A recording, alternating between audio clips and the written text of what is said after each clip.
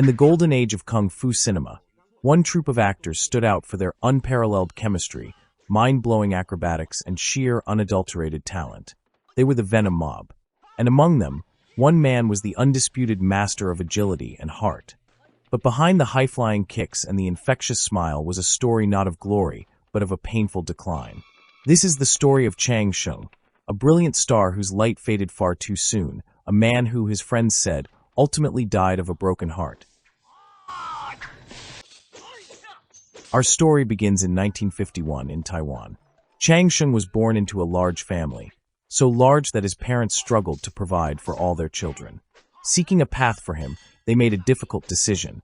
They sent their son to the famed Fusheng Opera School in Taipei. This was not a conventional school. It was a brutal, disciplined environment where young boys were put through a grueling regimen of martial arts, acrobatics, and peaking opera performance. The days were long, the training was harsh, and the margin for error was slim. But it was here, in this crucible of physical art, that Chiang Sheng's future was forged. He wasn't just learning to fight, he was mastering his body. He developed breathtaking flexibility, impeccable timing, and a foundation in stage combat that was second to none. More importantly, he formed unbreakable bonds with two other students, Feng and Phillip Kwok. These three young men, sweating and striving together, had no idea they would one day become the core of a cinematic legend. The big break came when the legendary kung fu movie director Chiang Sheng discovered this talented troupe. He brought them to Hong Kong, to the powerhouse of martial arts cinema, the Shaw Brothers studio. In 1978, they were cast in a film that would become a cult phenomenon across the globe, 5 Deadly Venoms.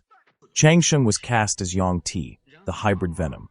While not the central hero, his character was crucial, and his performance showcased his unique blend of skills.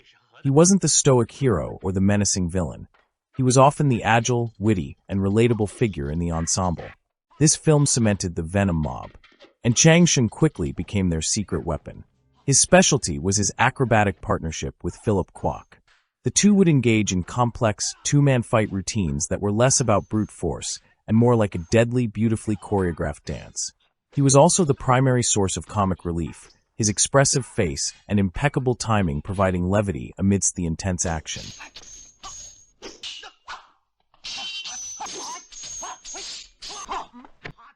But his contributions went far beyond what audiences saw on screen. Behind the camera, he served as an assistant director and action choreographer, helping to design the very sequences that made him and his brothers famous. He was a true filmmaker, with a deep understanding of the craft.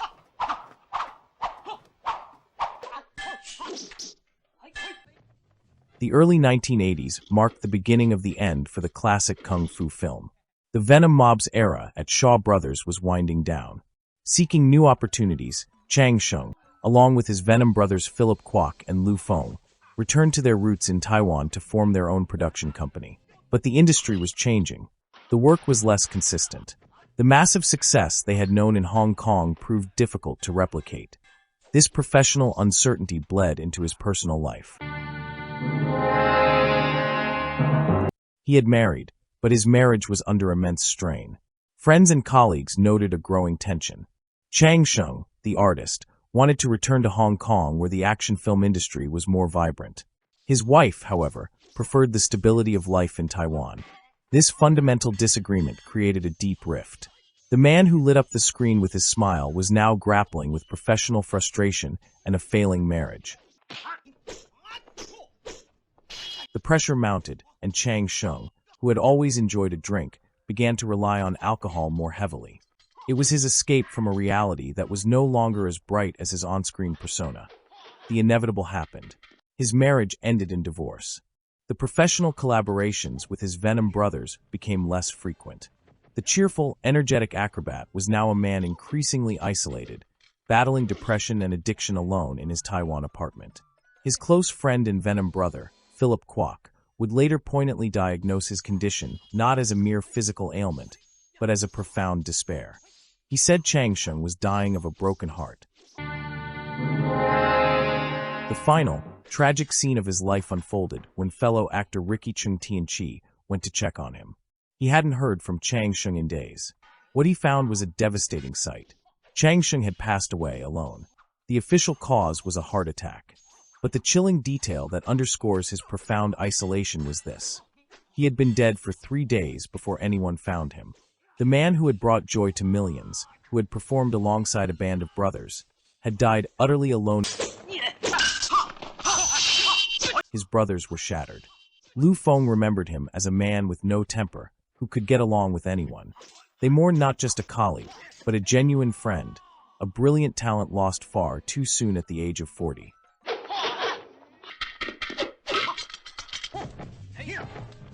So, what is the legacy of Chiang Sheng? It's in the agility that inspired a new generation of stuntmen. It's in the choreography that still leaves audiences breathless. It's in the joy he injected into every film he was in. He was a cornerstone of one of the most beloved ensembles in film history. His story is a poignant reminder of the human being behind the superhuman feats, a tale of incredible highs and devastating lows. He was Chiang Sheng, a Venom in name, but a gentle soul at heart, whose tragic ending ensures that he will be remembered not just for how he lived, but for the heartbreaking way he was lost.